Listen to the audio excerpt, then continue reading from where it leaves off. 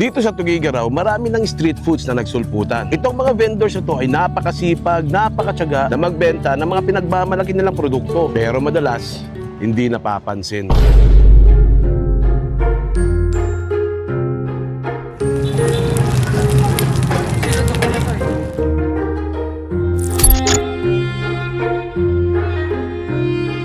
Hi guys, first stop natin, nandito tayo sa R&B Chicken Pastil. Nakita ko na to siguro last week, napunta sa feed ko. And meron silang ino-offer dito mga 30 pesos at 60 pesos. Yung 30 pesos nila, ganito lang siya, yan, ganyan siya.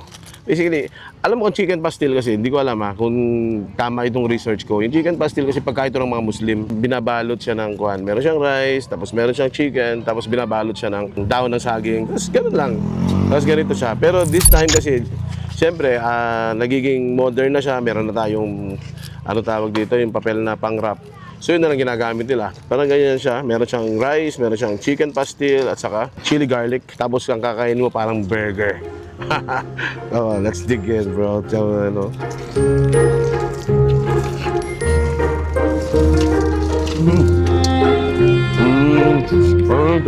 Ang lasa niya, para siyang adobo na may gata, tapos may extra kick dun sa nilagay nilang chili garlic. Guys, masarap yung chili garlic nila. Kung mahilig kayo sa chili garlic, feeling ko magugustuhan nyo to. Mag-request na lang kayo, dagdagan nyo na lang. Mag-request tayo. Ayan. Feeling ko makakaapat ako na ganito. Cheers, cheers.